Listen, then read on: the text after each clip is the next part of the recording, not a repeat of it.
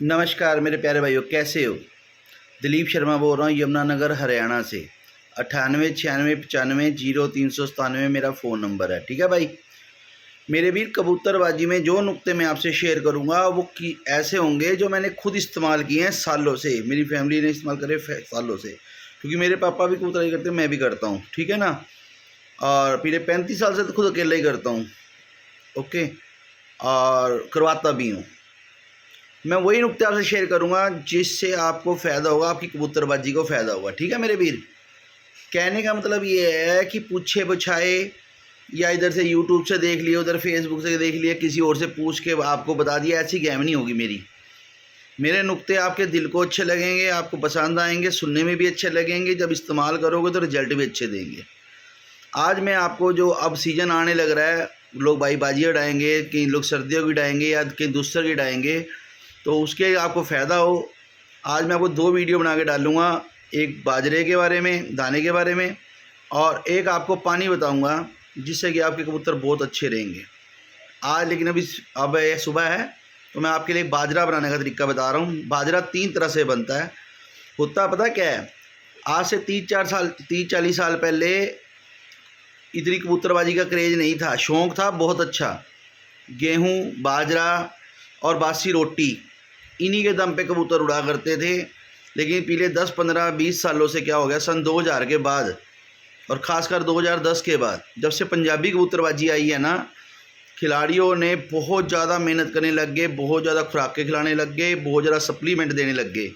लेकिन उससे पहले सन 2000 से पहले सिर्फ गेहूँ, बाजरा और बासी रोटी जो रात को बच जाती थी ना, या सब्जी बच जाती थी, वही खिला के कबूतर उड़ाया करते थे। और कबूतर तब भी शाम मारते थे। उस टाइम देसी हाई फ्लायर का ज़्यादा शौक़ था। लेकिन पिछले 20 सालों में पंजाबी, मलवई और मद्रासी कबूतरों का बहुत शौक़ आ गया। लेकिन अब तो सिर्फ पूरे इंडिया में पंजाबी कबूतर चल रहे हैं। लेकिन जो असली शौकीन कबूतरबाज हैं वो देसी कबूतर, हाई फ्लायर कबूतर पाल के ही ज़्यादा खुश हैं। ठीक है ना। आपको बाजरा बनाना सिखा रहा हूँ। 3 तरह का बाजरा तैयार होता है और इसी बाजरे के दम पे आपके कबूतर शाम मारेंगे। नहीं मारेंगे तो मैं जिम्मेवार। एक बार खर्चा करो इस बाजरा बनाने में, और जब वो शाम को पानी वाली वीडियो बना के डालूँगा उसका भी आप रिज़ल्ट देख लेना। आजमाए हुए नुक्ते हैं, फ़ायदा ही होगा। देखो, ये 3 तरह का बाजरा, दो तरह का बाजरा उन लोगों के लिए है, यानी जो सभी बना सकते हैं। एक बाजरा सिर्फ वही लोग बनाएं जो नॉन वेज वगैरह इस्तेमाल करते हैं, नहीं तो बाजरा ना बनाएं। ठीक है भाई। आपने क्या करना है, 20 किलो बाजरा लेना है, उसको अच्छी तरह पानी से वॉश कर लेना है, अंदर कोई गंदगी ना रह जाए, कोई मिट्टी ना रह जाए। ठीक है। रात के टाइम उसको भाई अच्छी तरह से किसी बाल्टी में, किसी बड़े टब में उसको भिगो देना है, पानी ऊपर तक आ जाए इतना कर देना है। उसके अंदर काला नमक 1 किलो और लगभग भी 100 से 200 ग्राम त्रिफला पाउडर, हरड़, भेड़, आंवला, ये डाल देना और सारी रात उसके अंदर रखे रहना। अगले दिन उसको पानी को निकाल के निसार करके उसको छाया में 2 से 3 दिन सुखा लेना।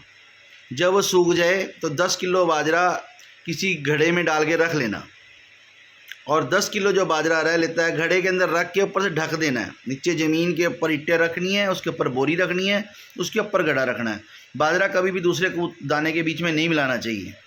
बाजरा हमेशा अकेला खिलाना चाहिए और सबसे पहले ही बाजरा खिलाना चाहिए दाने में कबूतरों को। ठीक है जी। ऊपर से ढक देना इस बाजरे को, और बीच बीच में इसमें हाथ मारते रहना चाहिए, किसी गांठ सी ना बने। दूसरा बाजरा जो बनता है वो, जैसे कि आपने केसर ले ली, 1 ग्राम केसर, एक अपना 10 ग्राम चक्रफूल, 10 ग्राम सौंफ, 10 ग्राम अजवाइन, 10 ग्राम मगपीपल, 10 ग्राम छोटी हरड़। ठीक है जी। 10 ग्राम जैवित्री और एक जायफल का टुकड़ा, मुलट्ठी 10 ग्राम, और बस इसको आपने अच्छी तरह पीस लेना है। मोटी इलायची 10 ग्राम, इसको पीस लेना है आपने, और आपने 20 लीटर पानी लेके उसको उबालना है। जब वो पानी 16-17 लीटर रह जाए, अच्छी तरह से उबालना। इसी बाजरे से देखना आपके कबूतर शाम मारेंगे।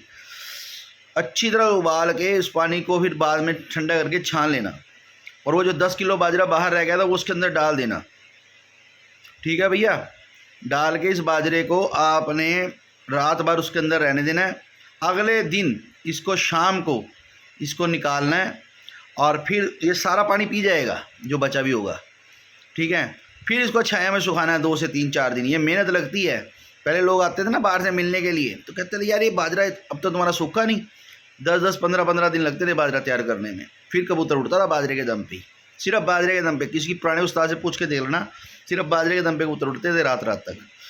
तो मेरे भाई ये बाजरा भी उसी तरह घड़े के अंदर रख के ऊपर से ढक देना, नीचे ईंटें रखना, ईंटों के ऊपर बोरी रखना, क्योंकि कबूतर को बाजरे को दाने को नीचे की ना ज़मीन की हीट चढ़े ना ठंडक चढ़े।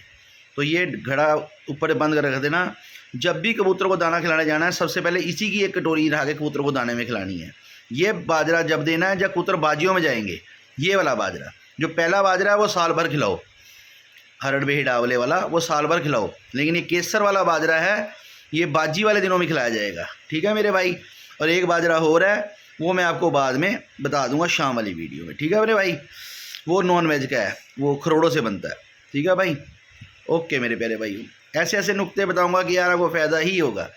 फ़ायदा नहीं होगा, ये जो खर्चा आपका होगा ये वापस दूंगा मैं, अगर इससे कबूतर ना उड़े इसी बाजरे से, ठीक है भैया। ओके।